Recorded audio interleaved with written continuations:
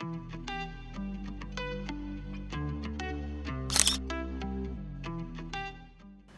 right, so we have a problem, and that problem is with the Ricoh GRiii X, which I like a lot. So it's kind of a personal preference problem, and I still like the camera, but I think it's the camera's fatal flaw, and it's also exactly why I bought the camera originally. We're going to take a step back and explain that I originally bought a GR3, just the regular GR3, which is the 28mm. And I liked it a lot. I liked it so much that I went and bought the GR3 X as well. And for a while, actually for 6 months maybe, I had both. And I used both extensively in Europe, so much that I started to doubt if my Canon R6 that I'm filming on was worth the just weight of carrying around when I had two of these things, and they were great. But the problem with the 40mm GR3 X is actually that it's a 40mm. Now, some people might disagree with this. They might have, a different opinion, and that's fine. But I feel like for everything that people tend to praise the GR3s on, the focal length is actually the one that they kind of ignore the most, especially with the GR3 X. People love the GR3 because 28mm is kind of a very standard street photography focal length, which is what that camera is, marketed towards. The alternative camera to people who like the GR3s, like I did, but don't really shoot 28. They kind of shoot more 35 or 50. And the issue with the 40mm is that it tries to be a hybrid and sit in between the 35 and the 50, which I don't know how many people nowadays shoot a lot of 40mm. I know it was an older popular focal length for a while for a lot of film guys, but most people nowadays are really shooting 35 or 50 or both. They never go in between. And I know I'm saying never, so people are going to argue, but it's very rare for people to be excited by 40mm. And I wasn't even particularly excited by 40mm. I thought, oh, it'll be a little kind of weird, kind of awkward in between the two, but maybe it'll be unique. And in that sense it is. I get some very unique photos out of a 40mm. I like it sometimes, but more often than not, I wish I had a 35 or a 50.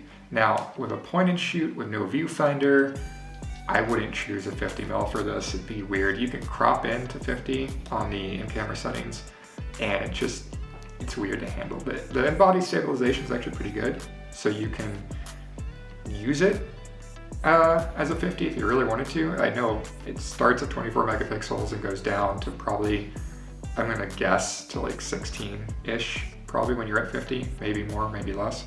That's not the point. I would rather this be a 50 or a 35. I would never buy this as a 50mm point and shoot. I would probably buy it as a 35 point and shoot. And if Ricoh had made the GR3 as just a 35, I wouldn't have bought both. I would have just bought the 35 and been really happy with it. And in the case of someone who does want a 40mm, if they had made this as a 35, you could crop in just a little bit more, and you could get a 40mm version. But being stuck with 40mm and your only option is to go more zoomed in, more cropped in to 15mm, or even I think 75, which I would never do again on this camera, but it's limiting. You get awkward compositions. It's not at 35, it's not at 50, and that's the problem. People keep praising this camera sometimes as you get the best of both worlds. You get a slightly tighter 35 and a slightly wider 50, and no, that's not how it works. It's neither, and you have to buy it for 40mm. So if you're thinking about the GR3 X, I would go take a zoom lens that you have laying around, probably a kit lens or something, and practice, set it at 40mm. Practice and see if you like those shots, because a lot of times this camera gives you really awkward compositions. So if you want to end the video here and click off somewhere else, you're welcome to. I've said my piece. I don't think the 40mm is a great focal length for this camera. I think it's a miss. I think it's a really good swing, but it's a miss. So if you want to click off and leave, that's my basic point. But if you'd like to see some sample photos, I'm going to go through my iPad. I'm going to throw it up on the screen. I'm going to do screen sharing and everything like that. And we can get into it, and I can show you my actual photos and the crops and some of the compositions. And I do like some of them a lot, but more often than not, it just misses. And I think, man, I wish it was wider. So maybe let me know what you guys think. If you are on the fence between the GRiii and the GRiii X. I sold my GRiii back in August, and I really regret it. Even though, I'll be fair, if you go through my Lightroom and you come through here, every photo, like not every photo, 60-70% of the photos that I really like that I took on the GR3s as a platform are on the GR3 X. And that's just because I do like a tighter focal length. I'm not really a 28 guy. I'm not really wider. I definitely don't go wider than 28. So my natural bias is to go towards a tighter just composition. So that's why when I go through all these photos that are from the GR3 that I really like, they're mostly the 40mm. But I just don't like them as much as if I had taken them on a 35 or a 50. So that's kind of where we're at. And I think my food is about to arrive. So I will click on over to the screen sharing portion of this video, and I'll catch you guys later. Thanks for watching so far. Bye. All right, thanks for sticking around. So we're going to start in kind of a chronological order with these photos. And first one we have is in Colorado, down in the southern section of the state on the border of Utah. And this composition's not terrible. Let's look at the crop. Yeah, it's fine. It's the original 40mm crop or composition. I don't hate it. Actually, in some of these larger landscapes, the 40mm works pretty okay. But you kind of still get the feeling that like you kind of want it to be a little bit farther out, a little bit more wider, sorry. And if we come down into our scale, you know, maybe if we bumped it up by like 10%, which is closer to like what a 50mm would be, it's kind of okay. And you know, even there, if you kind of maybe offset it some or whatever, not bad. You know, it's still not the best composition ever, but it's fine. But I do still think that a 35 would work better in this situation. But I think the GR3 X does feel less awkward in these larger, open, massive landscape situations. But if we come here, this one should be quite a bit more telling. This was in the London Metro, and you know, composition is okay. It looks fine until we look at what the original crop was, and you see that, man, that's awkward. It's, you know, I don't quite know what went wrong. Maybe I should be composing and looking up a little bit more because there's way too much track here. And that's not really an issue of it being, that's more of me composing wrong there. But even if you're still kind of keeping the sight lines, you know, the crowd's in there, but it's not all of the crowd. It's focused in, but you don't really know what it's focused on. So if we go back to where I recomposed it, you know, this is a little bit easier. You can tell that the train is focused and you've got some crowd on either side of the tracks, but still, the 40mm is kind of a confused focal length. It's not zoomed in enough like a 50 to really isolate your subject, and it's not wide enough to give you that context.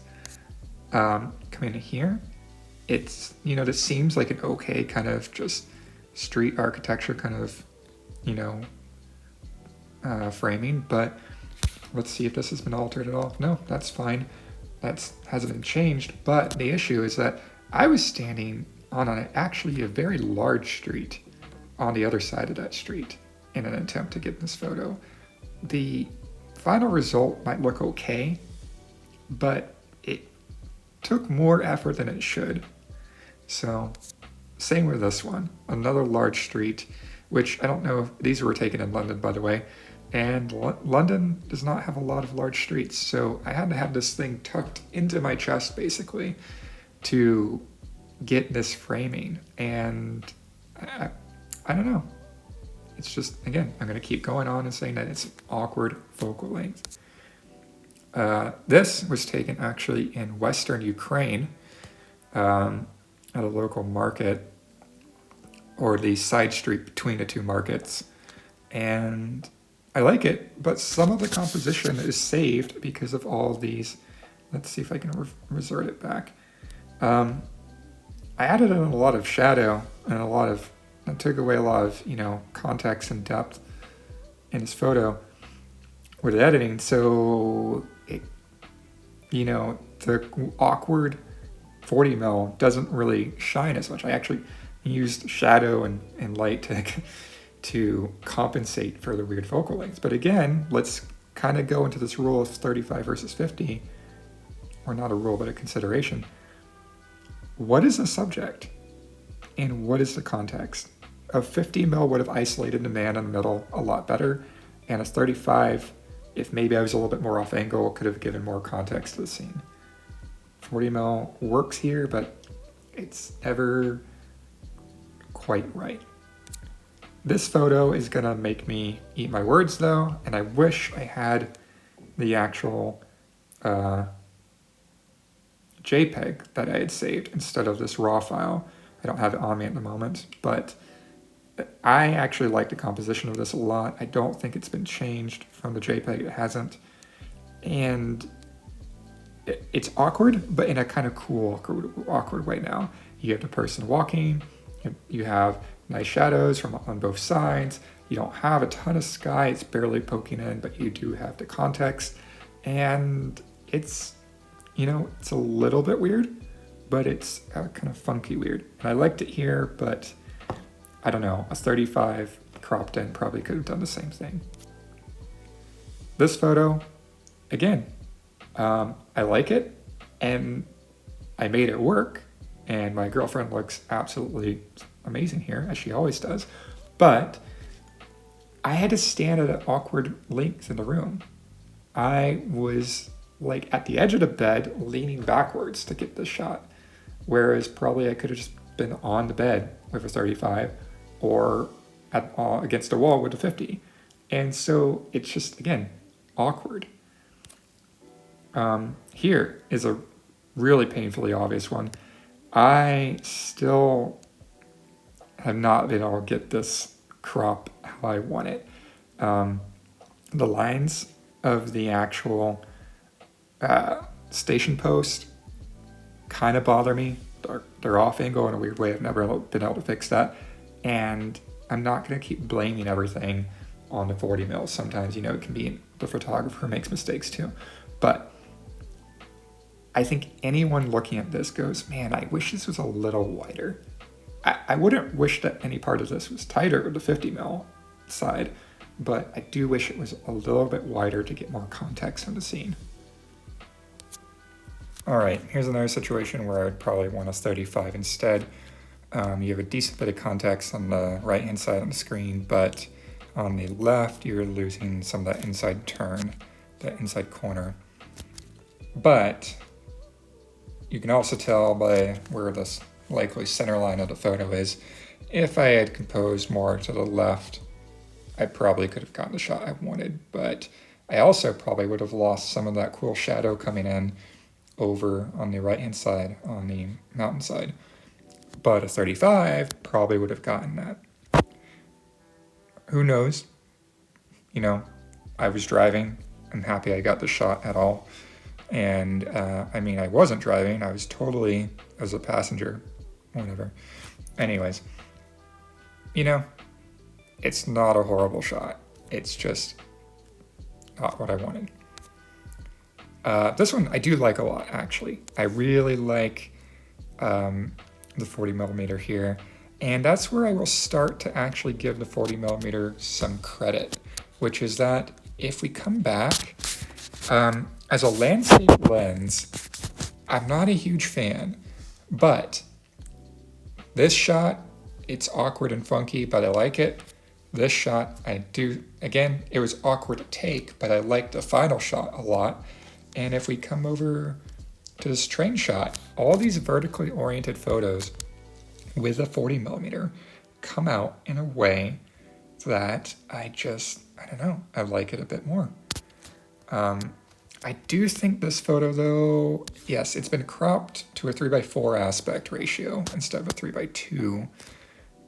Or sorry, let me rephrase that. It's been cropped. Yeah, no, that's the right way. So a 3:4 instead of a 2:3.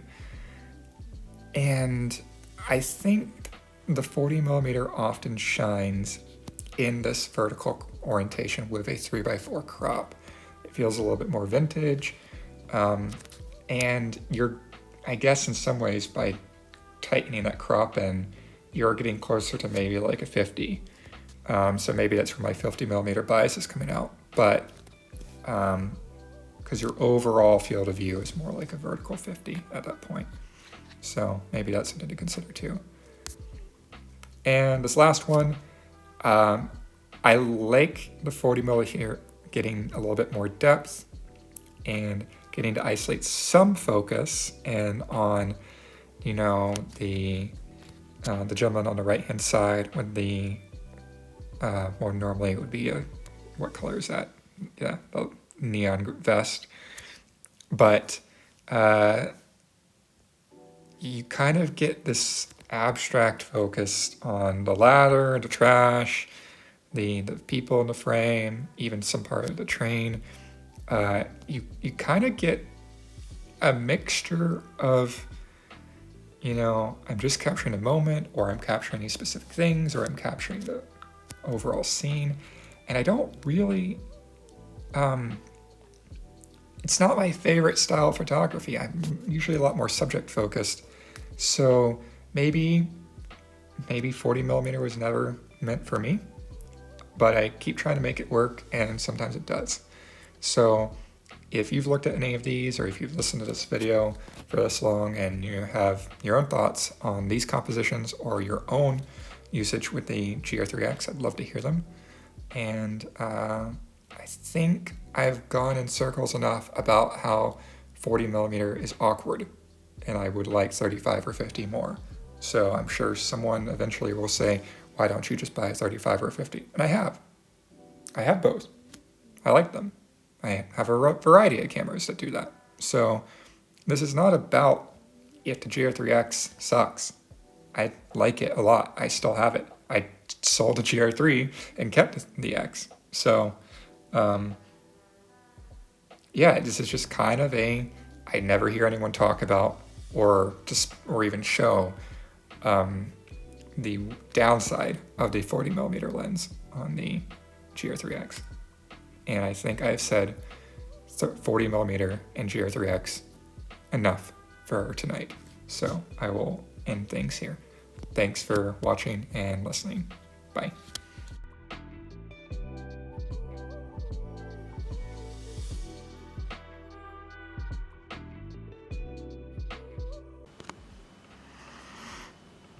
All right, so we have a problem. Ugh, no. Gotta make sure my posture's right. Okay.